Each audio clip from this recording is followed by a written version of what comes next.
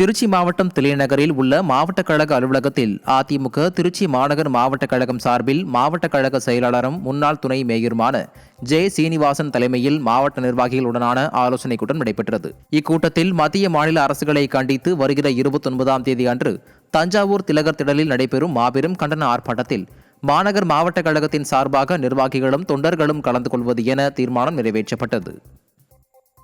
கடலூர் மாவட்டம் பரங்கிப்பேட்டையில் புரட்சித் தலைவியின் பிறந்தநாளை ஒட்டி அரசு மருத்துவமனையில் சிகிச்சை பெற்று வருபவர்களுக்கு பால், பிரெட், பிஸ்கெட் ஆகியவை அதிமுக சார்பில் வழங்கப்பட்டன.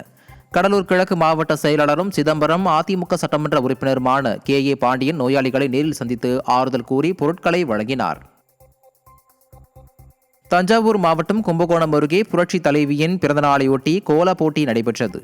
பெருமாண்டி ஊராட்சி பகுதியில் தஞ்சை கிழக்கு மாவட்டம் மகளிர் அணி செயலாளர் கவிதா ஸ்ரீதர் தலைமையில் நடைபெற்ற போட்டியில் அம்மாவின் சாதனைகளை கோலமாக வரைந்து அசத்தினர். இதனை தஞ்சை கிழக்கு மாவட்ட கழக செயலாளர் RK பாரதி மோகன் நேரில் பார்வையிட்டார். பின்னர் போட்டியில் வெற்றி பெற்றவர்களுக்கு பரிசுகள் வழங்கப்பட்டன.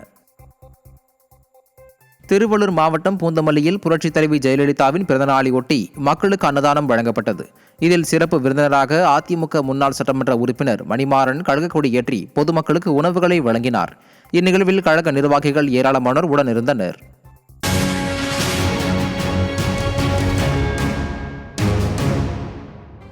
தூத்துக்குடி மாவட்டம் கோவில்பட்டி அருகே முடுக்கலான்குளம் கிராமத்தில் புரட்சித் தலைவியின் 76வது பிறந்த நாளை முன்னிட்டு முன்னாள் அமைச்சரும் சட்டமன்ற உறுப்பினருமான கடம்பூர் ராஜு பள்ளி மாணவிகளுடன் கேக் வெட்டி கொண்டாடினார்.